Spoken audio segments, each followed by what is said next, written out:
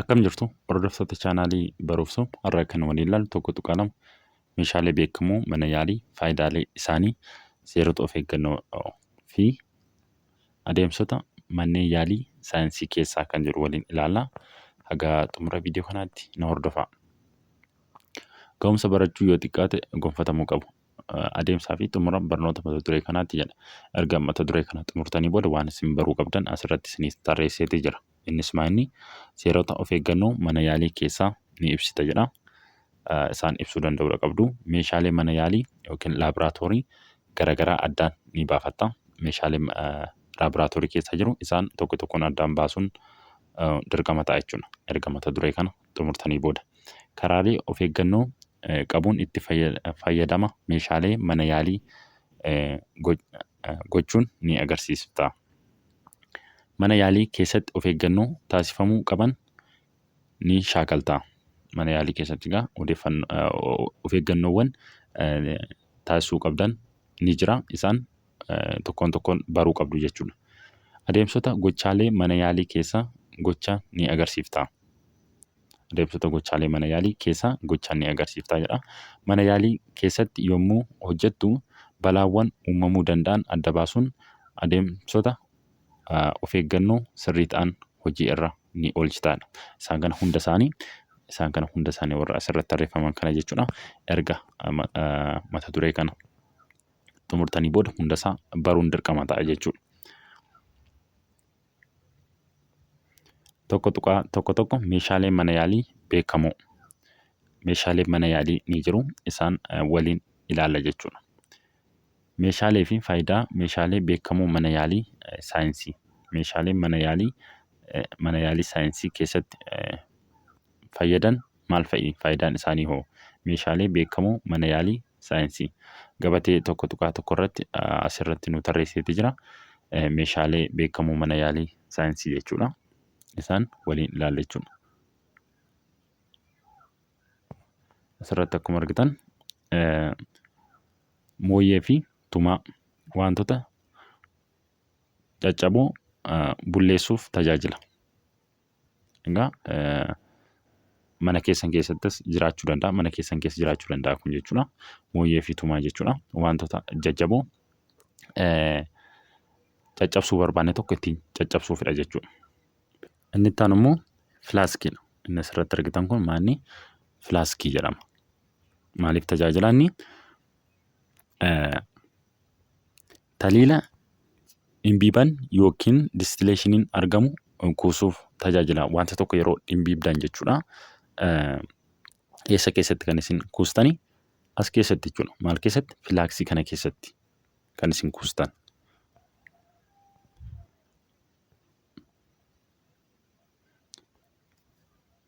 Inni itti aanu immoo dhullee jedha. Dhulleen immoo ishii kana jechuudha. Inni immoo maaliif tajaajila? Dhangala'oowwan adda addaa meeshaa tokko irraa meeshaa biraatti dabarsuuf gargaara. Meeshaa tokko irraa meeshaa gara biraatti dabarsuuf gargaara jechuudha. Dhulleen kun kana mana keessanittuu argamuu danda'a. Inni itti aanu immoo ujummoo yaalii. Ujummoo yaalii.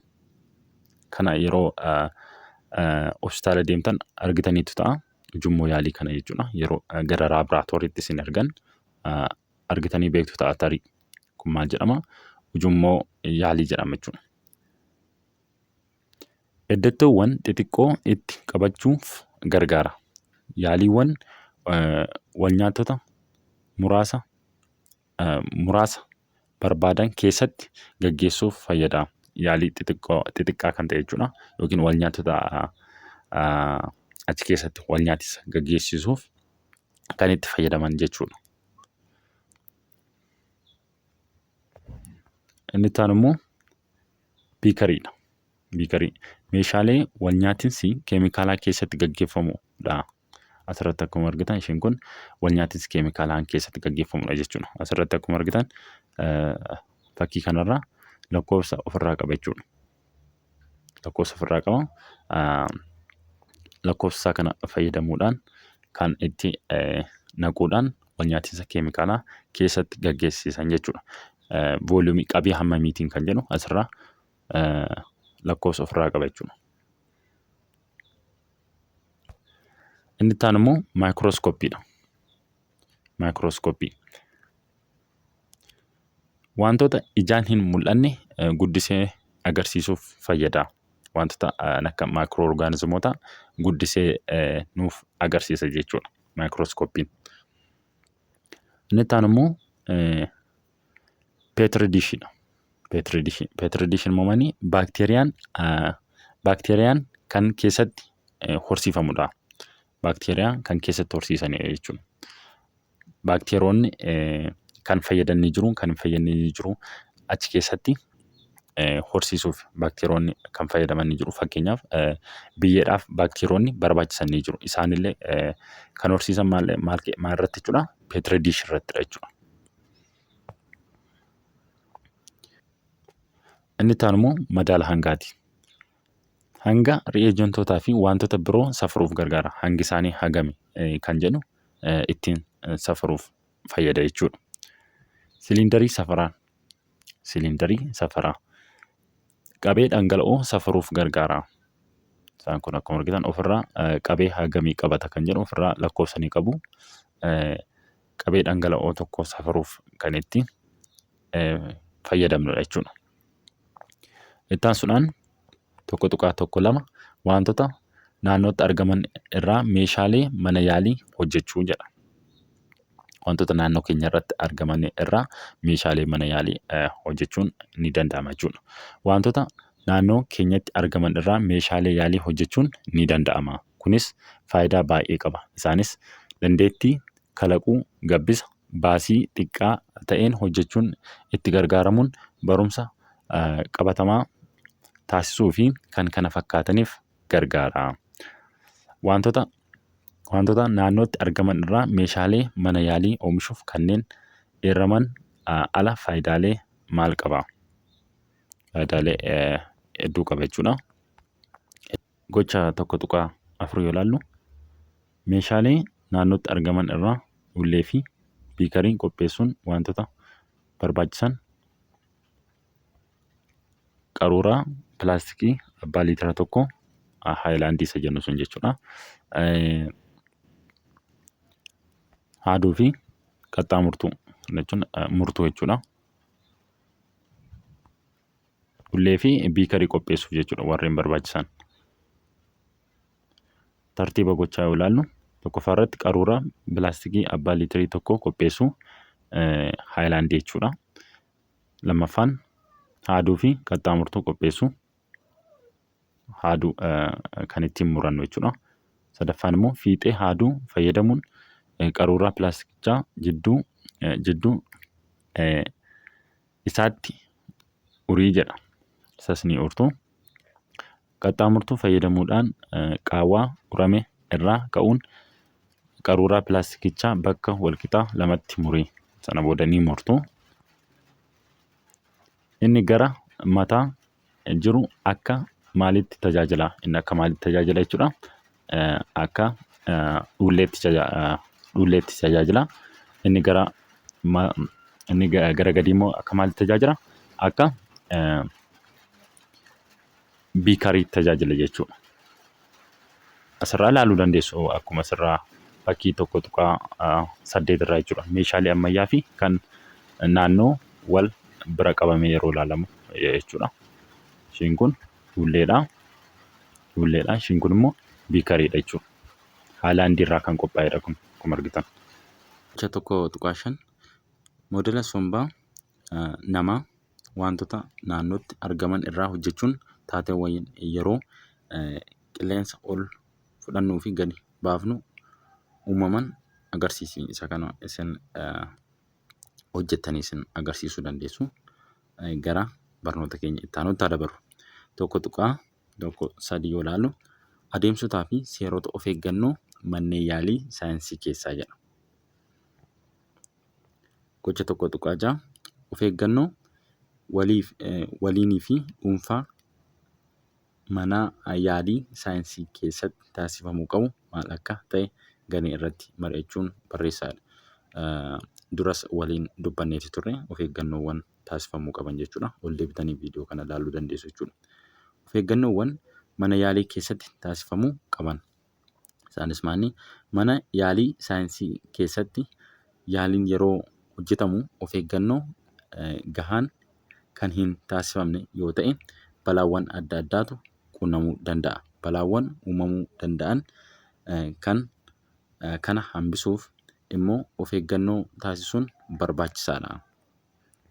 Egaa keemikaalota adda addaa nu tuquu danda'a. Qaama keenya tuquu danda'a, ija keenya tuquu danda'a, harka keenya tuquu danda'a. Isaan kun immoo balaa nurraan geessa jechuudha. Of eeggannoowwan mana yaalii keessatti balaa irraa of eeggachuuf taasifamuu qaban maal fa'i? Mana yaalii irraa balaan akka hin geenyeef of eeggannoowwan taasifamuu qaban maal fa'i? Isaan tokko tokkoon kan waliin ilaallu ta'a. Of eeggannoo fi naa'umsa mana yaalii keessatti taasifamuu qaban maali? Naa'umsi mana yaalii keessatti barbaachisan tokko tokko akka armaan gadiitti kaa'amanii jiru. Mana yaalii keessatti naa'umsoota barbaachisan jechuudha. Barattoonni ajaja barsiisaan kennamuu hordofuu. Barsiisaan keessan kan isinitti himeen ala deemuu hin qabdanii jechuudha. Maaliif wanta tokko yoo tuqxan yookiin keemikaala tokko yoo tuqxan miidhaa isinirraan geessa jechuudha. Nafa keessanirraan jechuudha. Kanaafuu waan barsiisaan keessan isin ajajeen ala hojjechuun yookiin tuquun eeyyamamaa miti jechuudha. Eeyyama barsiisaan ala mana yaalii seenuun dhiisuu jedha. Eeyyama barsiisaan ala mana yaalii sana seenuun isinirraa hin eeggamu jechuudha. Ajajaan alaa wanta kamiyyuu barattoonni mana yaalii keessa tuttuquu dhiisu. Akkuma dura isiniin jedhe meeshaas haa ta'uu, keemikaala adda addaas haa ta'uu tuquu hin qabdan jechuudha. Akkasuma haga barsiisaan keessan isin ajajutti jechuudha. Mana yaalii keessatti jeequu fi taphachuun dhorkaadha.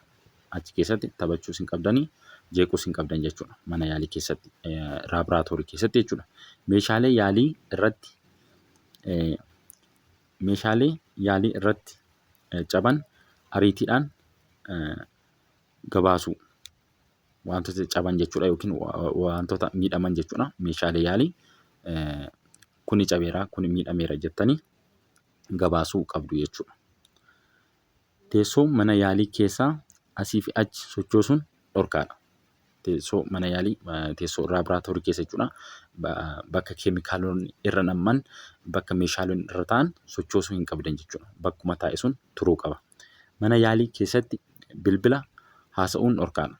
Bilbillis hin eeyyamamu jechuudha. Dhorkaadha. Meeshaalee elektirikaa naannoo bishaan jirutti hin fayyadamin yookiin harki kee jiidhaa yoo ta'e meeshaalee elektirikaa fayyadamuu dhiisuu. Harki keessan jiidhaa yoo ta'e meeshaalee elektirikiidhaan tuquu hin qabdan jechuudha. Keemikaalonni summii ta'an kamiyyuu gogaa kee akka si hin tuqne of eeggannoo gochuu. Keemikaalonni akka si hin tuqne jechuudha qaama kee. Giloofii adda addaa godhachuu qabdu. Kana jechuun uffata harkaa jechuudha. Isaan kana godhachuu qabdu. Akkasumallee fuullee ija keessanitti illee godhachuu qabdu. Naannoo funyaan keessanitti illee maaksii godhachuu qabdu jechuudha. Labooba waadduu baasanii dungoo yookiin kibriitaan uumaman gochaalee raawwachuun ni danda'ama. Rifeensa mataa hidhuudhaan uffataan haguuguu. Rifeensa mataa keessanillee haguuguu qabdu jechuudha. Bishaan asiidii irratti naquun dhorkaadha. Bishaan jechuudha. Fuutanii asiidii irratti asii gadee naquun dhorkaadha jechuudha. Maaliif balaa isinirraan geessisa jechuudha. Mana yaalii keessatti dhuguu, nyaachuu, tamboo xuuxuu, wantoota garaagaraa dhandhamuu, suufuun dhorkaadha. Egaa yeroo suuftan, yeroo dhandhamtan keemikaalonni summaa waan jiraniif miidhaa isinirraan waan geessisaniif jechuudha kan dhorkaa ta'e. Mana yaalii keessatti keemikaalota summaa'uu fi abidda qabsiisan gara madda abiddaatti siqsuun dhorkaadha. Mana yaalii keessatti kophaa yaalii hojjechuun dhorkaadha. Kophaa keessan yaalii gaggeessuun mana yaalii keessatti dhorkaadha jechuudha. Qaruuraa keemikaala qabu gara afaan isaatti gadi jedhanii ilaaluun dhorkaadha. Egaa gad jettanii ijaan ilaaluun dhorkaadha jechuudha keemikaala tokko qaruuraa sana keessatti. Keemikaalota hurkaa'uu ta'an bananii dhiisuun dhorkaadha. Keemikaalonni hurkan ni jiru. Kan akka naayitiroojiinii fa'aa ni jiru. Isaan kun bantanii dhiisuun dhorkaadha jechuudha. Wantoota akka madda anniisaatti itti fayyadamne bananii dhiisuun dhorkaadha. Akka madda anniisaatti itti fayyadamne bantanii dhiisuun dhorkaadha jechuudha. Gochaa 1.7 maal jedhaa? Karaalee of eeggannoo meeshaalee keemikaalotaa fi elektiriikii itti fayyadamnu qabaannu maal fa'a akka ta'an karaalee of eeggannoo meeshaalee keemikaalotaa fi elektiriikii itti fayyadamnu qabaannu maal fa'a akka ta'an tarreessuun haala raawwii isaa gareen irratti mari'achuun ibsaa jedha. Mana yaalii keessatti balaan yoo uumame tarkaanfiin fudhatamuu qabu maal fa'a akka ta'e adda baasaa jedha. Waliin haa ilaallu. Gocha asirratti amma ilaalle kana gocha 1.7 kanaaf deebii nuu ta'a jechuudha. Inni gara gadii kun jechuudha. 1.4 meeshaalee of eeggannoo dhuunfaa fi mallattoolee balaa. Meeshaalee of eeggannoo dhuunfaaf fayyadan isaanis maal fa'i? Kanneen armaan gadii wantoota mana yaalii keessatti of eeggannoof barbaachisan keessaa isaan muraasa. Tokkoffaan uffata laaboraatoorii keessaati jechuudha isaan kun jechuudha. Isaan asirratti argitan kun qaama irraa balaa ittisa. Qaama keenya egaa akka balaan hin tuqne yookiin akka keemikaalonni tokko hin tuqne nurraa ittisa jechuudha. Uffanni asirratti argitan kun jechuudha. Uffata laaboraatoorii keessaa jedhama. Lammaffaan gilaavoota pilaastikaa isa harkatti keewwatan jechuudha. Keemikaalota yookiin orgaanizimoota miidhaa fiduu danda'an irraa of eeguuf jechuudha. Kanaaf fayyada. Gwaantii isa jennu jechuudha. Inni itti aanu immoo qabduuwwanidha. Wantoota ho'aa ta'an qabuuf gargaara. Wantoota ho'aa ta'an mana yaalii keessatti wantoota ho'aa ta'an kana fayyadamtanii ittiin qabdu jechuudha. Arfaffaan immoo saamunaa. Yommuu yaalii xumuramu ittiin dhiqachuuf. Yaalii erga xumurtanii booda dirqama dhiqachuu qabdu jechuudha. Harka keessan dhiqachuu qabdu. Of qulqulleessanii bahuu qabdu jechuudha. Golga ijaa.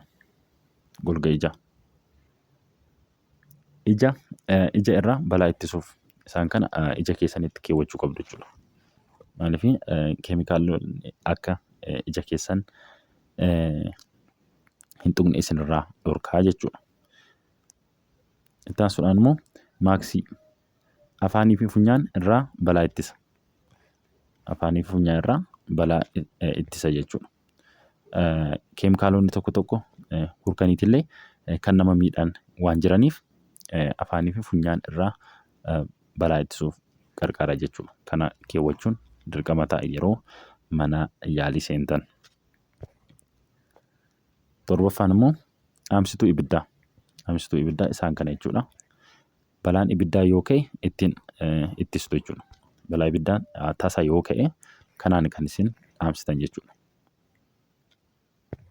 Kana mataa isheerraa buqqisuudhaan ibidda sanatti biiftuu jechuudha. Sana booda ibiddi sun akka hin bobaane dhorka. Mallattoolee of eeggannoo balaawwan irraa nama oolchan. Isaan kan mallattoo asirratti argaman kan laaboraatoorii keessatti yookiin mana yaalii keessatti mana yaalii keessa ni jiru jechuudha. Isaan kana baruun dirqama ta'a.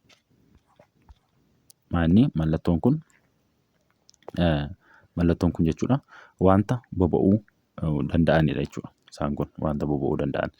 Keemikaalonni mallattoo kana ofirraa qaban salphaatti ibidda uumuu waan ta'eef naannoo ibiddaa irraa fageessuun barbaachisaadha. Egaa keemikaalonni mallattoo kana ofirraa qaban jechuudha. Maanni salphaatti ibidda uumuu waan danda'aniif irraa fageessuu qabdu jechuudha. Mallattoo kana immoo kan qaban maanni wantoota summaa'oo ta'anidha jechuudha. Isaan kun wantoonni kunneen wantoota summaa'oo ta'anii qaama irratti balaa hamaa qaqqabsiisan waan ta'aniif irraa of eeguun barbaachisaadha. Mallattoo ishii kana kan qabdu kana jechuudha. Inni kun immoo mallattoon kun immoo wantoota gogaa hooksisan jedha. Wantoonni kunneen ijaa fi gogaa namaa yoo argatan kan hooksisanii fi madeessan waan ta'aniif akka qaama namaa hin tuqne of eeggannoo gochuu qabdu jechuudha. Of eeguudhaadha. Akka qaama keessan hin tuqne of eeguu qabdu jechuudha. Ishii kana mallattoo ishii kana kan qabu ofirraa jechuudha. Mallattoo kana immoo kan qabu iddoo nyaataa fi dhugaatiitti itti dhorkaman nyaataa fi dhugaatiin asitti bakka kanatti nyaachuus dhuguus hin dandeessan jechuu isaati kun mallattoon kun jechuudha. Sababa kuufamni keemikaalaa summaa'oo ta'an jiraniif mana yaalii keessatti nyaachuu fi dhugaatii dhuguun dhorkaadha. Kun isa kana mallattoon kun kana isinitti agarsiisa jechuudha. Achi keessatti akka hin nyaanne akka hin dhugne jechuudha. Mallattoon inni kun immoo yoo argitan wantoota dhahuu danda'anidha. Isaan kun immoo mana yaalii saayinsii keessatti keemikaalonni haala of eeggannoo qabuun yoo qabamuu baatan haala salphaan dhahuun balaaf nama saaxiluu danda'u. Kanaafuu of eeggannoodhaan qabachuu qabdu jechuudha. Warreen mallattoo akkasii ofirraa qaqqabanii mallattoo isaa kana tokko tokkoon baruu qabdu jechuudha. Egaa hagama waliin ilaale kana keessatti bakka gaaffii isinitti ta'e koomentii jalatti naa barreessuu hin dagatinaa. Viidiyoo itti aanuun Gilgaalaa tokko tuqaa lamaa walitti deebina. Nagaan naa tura.